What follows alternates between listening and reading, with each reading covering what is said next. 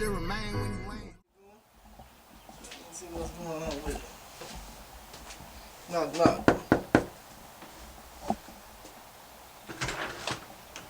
Yo, what up, TB? What's going on, Black man? What's going on, Black chilling, man? What's going on? It's good to see you, man. Blessings, man. Blessings, man. Come on in, man. You looking bright, man. Come on You in, real man. black, man. You looking bright. What's going on with you? Yes, sir, man. Shining like the stars.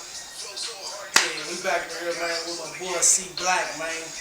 Top Hat Original, man. Yeah, we gonna do this 369 TV, man. The new platform we got coming out. And big shout out to my guy, man. Yes, sir. Yes, sir. For stepping up and want to drop a few words, you know, to you guys out there, man. We gonna talk about his book today, man. Let them know about your book, man, and what you got going on for 21, man. And let them know what's going on out there, man. Yeah, the book, Top Hat Baby, is originally it's more than just a hood story. It's more like a biography book of me growing up in Top Hat, a neighborhood in Ford City, a little small neighborhood on the south side of Ford City, or whatever. Me, my mom, and step-pops, and you know the struggles and the pains we have to go through. I put it all in this book to just give people an insight of my habitat, you know, my growth, my experiences. You know what I mean? And for those that want to catch on to it or whatever, to go back and look into it, like, you know, especially my kids, you know what I'm saying? That's mainly why I did it as well, because, you know, with growing or whatever the case may be, especially when they're getting older, you don't want nobody to be able to tell your kids nothing about you, you know what I'm saying? So they can go back and read the book themselves about me, you know what I mean? It was more than just a get rich quick scheme or trying to get rich off something. More so it was a healing process. Top Hat, baby. What type of content, what type of substance could they get up out this book? Well, you know, like I said, it talks about certain things. It talks about hardcore things. It talks about street, but I also drop a lot of history and knowledge about Ford City as well. It talks about pain. It talks about my relationship with God. It talks about my relationship with my mother. You know what I mean? With my brother. You know what I'm saying? God bless his soul. But mainly, I hope people just, you know, peep the experience. It can relate it with their experiences. You know what I mean? And if they can relate it with their experiences, they will see some type of growth and element with me doing it. And they can do the same thing, you know. So like I said, and it goes back to me wanting to heal and me wanting to grow. You know what I mean? Me wanting to get the aspect of the game of how I felt it and, you know, how I contributed to my neighborhood or what I'm trying to do for my community. You know what I mean? Because it's bigger than, like I said, it's not about money. It's not about me trying to get no fame. I'm not with that. It's about me wanting to get my story out there, because I feel like everybody has a story, and I think mine, if anybody can tell the story about Top Hat, who else can do it better than me? So. Okay, how do you speak on your city? For the ones that don't know, where you from? Well, I'm from Ford City, Arkansas, you know, 72335, you know, St. Francis County. Population of like 14,000 people, you know. Very small little town or whatever. But you know, back in the day when I was growing up, when we was younger, man, it was a peaceful place, you know, and somewhat, you know what I mean. It was more things to do and all that type of thing, but it was a very peaceful place than what it is now. You know, the energy most definitely changed. So, and that's what I'm trying to get back to. You know, like back in the day, you know, when we was young, we had the Boys and Girls Club, we had a Southside swimming pool, a lot of things we can do. Mr. Herman with the snow cone truck, you know what I mean? Ain't none of that going on no more. So, and that's what I'm trying to spark an idea with me just, you know what I'm saying, laying this platform down to what I'm doing, that whatever anybody want to do, let's do it together, let's support each other, especially as black people, as black men and black women, you know what I'm saying, especially coming out of small areas like that, you know what I mean? You got to link up and bridge the gap. You know what I mean, to make it work, you know what I mean? So we just got to make it better. And that's how I view it, you know what I'm saying? But Ford City, man, like, it's my home. I love it, you know what I mean? It's, what you see is what you get, you know? Okay, what kind of books you read, man? What type of authors? I like Eckhart Tolle, Joseph Campbell, Deepak Chopra, I read a little bit of T.D. Jakes, Joel Osteen, but my favorite authors, what inspired me to like lean towards the transition of my story and actually like giving historical biographical history about myself, which Ashley and Jarquavis. Like they are two authors out of New York or whatever, husband and wife, that I started out reading their books or whatever. And they write pretty much, you can say hood books or whatever the case may be, but hey, we all got our own lane. But like I said, that's why I started out at. Then I got more into the more spiritual, the more spiritual aspects, like A New Earth, 48 Laws of Power, Kabbalion, Science of the Mind, what else? The Power of Now. Just to name a few.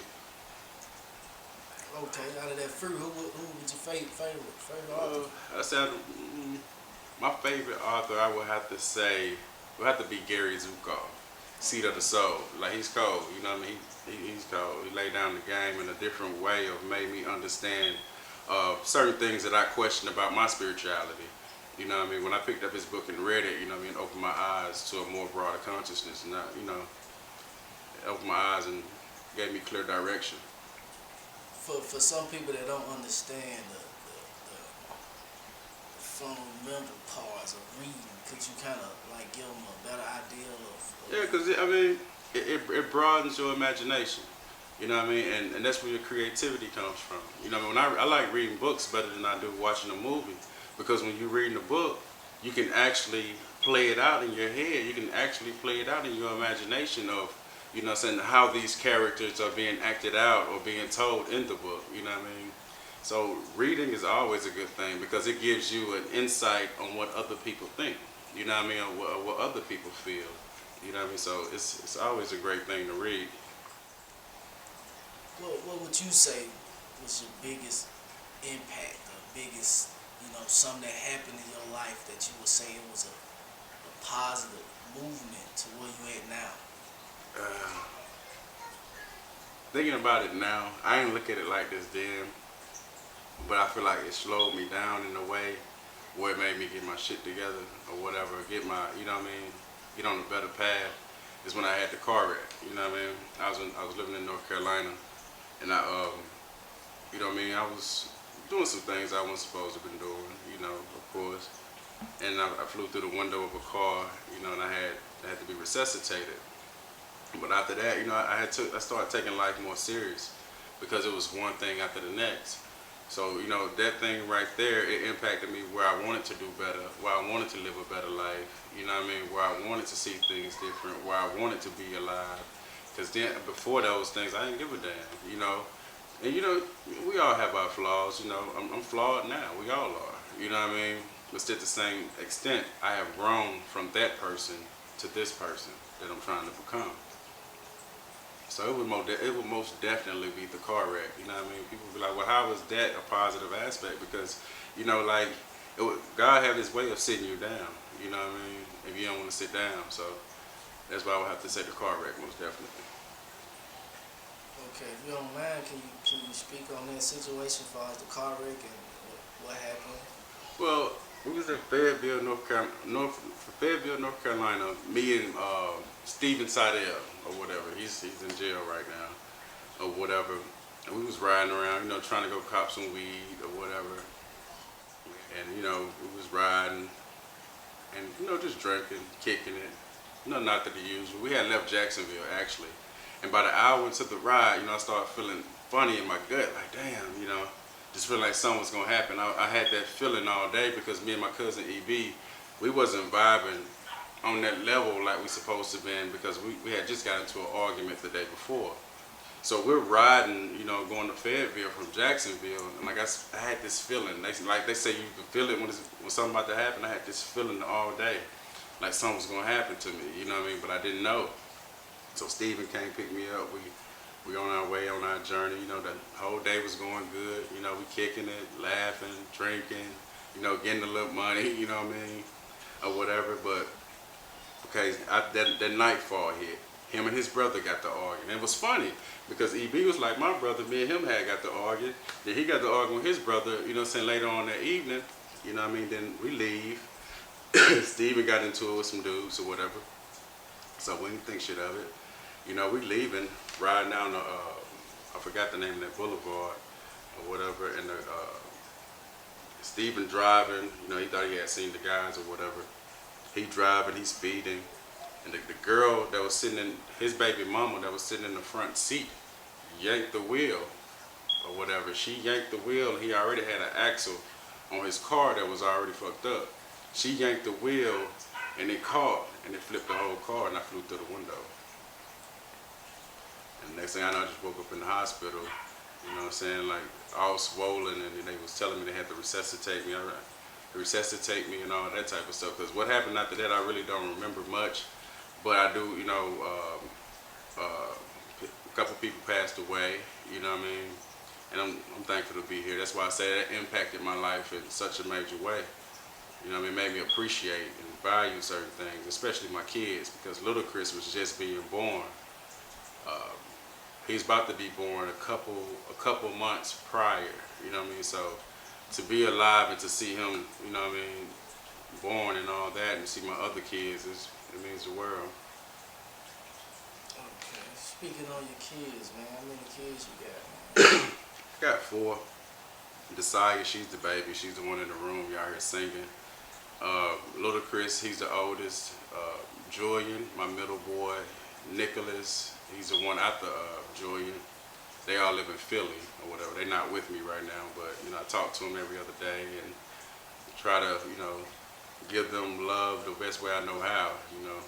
But you still got to be a father at the end of the day and do the best way you can with the certain, you know what I mean, given with what certain situations you're given, you still got to make the best of it, you know.